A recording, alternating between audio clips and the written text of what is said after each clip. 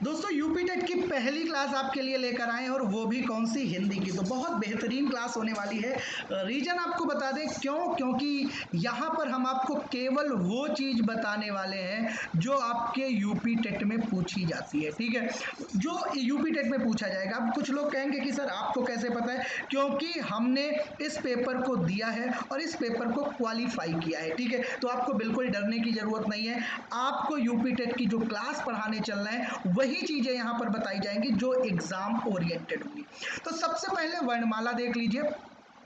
वर्णमाला अगर हम बात करें तो ये कॉम्बिनेशन होता है स्वर और व्यंजन का। देखो थोड़ा इंग्लिश के टर्म को भी हम यूज करेंगे, रीजन है क्योंकि हम इंग्लिश भी पढ़ाते हैं। तो वर्णमाला कॉम्बिनेशन होता है स्वर और व्यंजन का। अब कहोगे कि भाई स्वर क्या होता है, तो स्वर कि मतलब स्वर को निकालने के लिए, मतलब स्वर के उच्चारण के लिए किसी और वर्ण की जरूरत नहीं होती, जबकि अगर व्यंजन का उच्चारण करेंगे तो हमें स्वर की जरूरत पड़ेगी। तो ये अपने उच्चारण स्वतः ही कर लेते हैं, इन्हें किसी वर्ण की जरूरत नहीं होती, वो स्वर कहलाते हैं।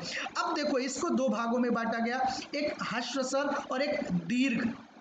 ह्रस्व और दीर्घ ये दो हैं, ह्रस्व स्वर और दीर्घ ये दो हैं। और जो आपका ह्रस्व होता है, ह्रस्व में हमेशा एक बात याद रखिएगा, छोटा आ, छोटी ई, छोटा ऊ और री आता है, ठीक है। जो आपका क्या है, जो आपका ह्रस्व स्वर है उसमें क्या आएगा, आ, ई, ऊ और री। जबकि हम दीर्घ की बात करें तो यहां पर बड़ा आ, बड़ी ई, बड़ा ऊ और ए और ओ और औ आता है, ठीक है। ये आपका क्या आता है, ओ और औ आता है। तो यहां पर ध्यान रखना है, 4 होते हैं आपके ह्रस्व और 7 होते हैं आपके दीर्घ।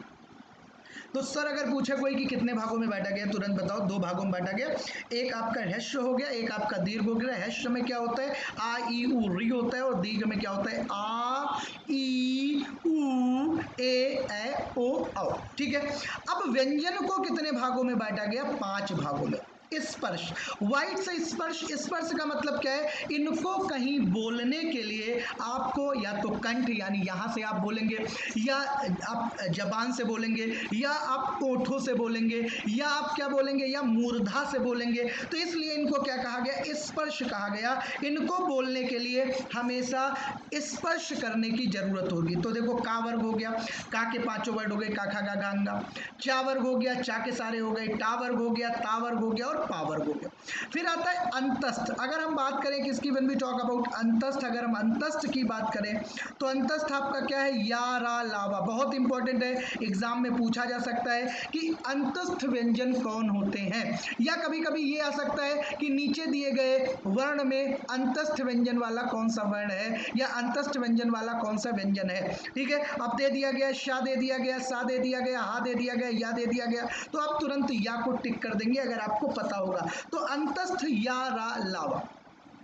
ऊष्म, ये ऊष्म ऐसे याद रखो, शा बना हुआ है ना, तो शा वाले सारे ऊष्म होते हैं, शा, सा, शा और हा। ये आपके क्या हो गए, ये आपके ऊष्म हो गए। आगत 2 होते हैं, जा और क्या होता है, फा होता है। जबकि संयुक्त ये मिलकर बनते हैं। ये क्या करते हैं, ये मिलकर बनते हैं। जैसे अगर हम बात करें यहाँ पे छत, रंग, ज्ञा और शा एक दूसरे के कॉम्बिनेशन के साथ मिलते हैं। जैसे त्रा की बात करें तो ता और रा मिलकर क्या बना दिया, ये बना दिया आपका त्रा बना दिया। तो ये आपके संयुक्त व्यंजन हो गए। अब आपको पता चल गया स्वर को 2 भागों में बांटा गया। एक और कुछ लोग कहेंगे प्लुत होता है, हाँ प्लुत भी होता है, और जो स्वर का एक टाइप है, स्वर का एक टाइप है जिसमें ओम आता है, ओम, ओम आपका प्लुत हो गया, ठीक है। तो ये आपका क्या है, ये आपका हो गया ह्रस्व, ये आपका हो गया दीर्घ, ये आपका हो गया प्लुत। और व्यंजन को क्या हुआ, ये स्वर का भाग है, ठीक है, लेकिन मेनली 2 भागों में बांटा जाता है। ये आपको कॉम्पिटिटिव एग्जाम में मिलता है। प्लुत ओम होता है, मतलब प्लुत आपका क्या हो गया, ओम हो गया। कई कई किताबों में प्लुत भी मिलता है। तो वर्णमाला को 2 भागों में बांटा गया, स्वर व्यंजन स्वर को 2 भागों में बांटा गया, कुछ किताबों में 3 भागों में जिसमें प्लुत आ जाता है, ठीक है। ह्रस्व हो गया, दीर्घ हो गया। ह्रस्व के 4 वर्ण हो गए, आ, छोटा आ, ई, छोटा ई, छोटा ऊ, री और दीर्घ के 4 वर्ड हो गए। फिर आया आपका व्यंजन 5 भागों में बांटा गया, स्पर्श, अंतस्थ, ऊष्म, आगत और संयुक्त। स्पर्श में आपके सारे का से लेके पा वर्ग, अंतस्थ में यारा, लावा, ऊष्म, ये शा को याद रखो, शा, सा, शा और हा, और आगत के 2 वर्ड है जा और फा, और यहाँ पर क्या हो गया, ये छत, रंग, ज्ञा और श्रा आपके क्या हो गए, ये आपके संयुक्त व्यंजन हो गए। चलिए पहला क्वेश्चन आया कि आगत व्यंजन कौन से हैं, तो तुरंत आप क्या बता दोगे, जा और फा, ये 2 व्यंजन होते हैं आगत। फिर पूछा गया ऊष्म कौन से हैं, तो तुरंत बता दोगे, शा याद है आपको, तो शा वाले सब होते हैं यहाँ पर, और एक हा भी होता है यहाँ पर। फिर आपसे पूछा गया कि जल्दी से बताओ स्पर्श कौन है, तो तुमने कहा का से लेके पा वर्ग जितना भी होता है सब स्पर्श होता है। फिर आपसे पूछा गया संयुक्त क्या होता है, तो लास्ट में पहुंच जाओ क्या, छत, रंग, ज्ञा और एक आपका कौन आ गया, श्रा आ गया। फिर आपसे क्या पूछा गया, फिर आपसे पूछा गया अंतस्थ कौन है, तो तुरंत आप बता दोगे या, रा, लावा।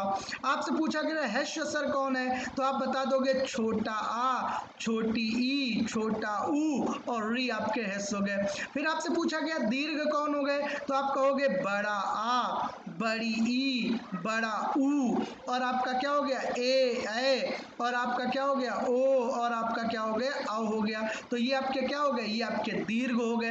तो ये क्लास में आज आपको इतनी बातें बताई गई, ये बात आप याद रखिएगा। कल फिर मिलेंगे दूसरी क्लास में, इसको अच्छे से तैयार करिएगा। आज के लिए इतना ही, बहुत बहुत धन्यवाद।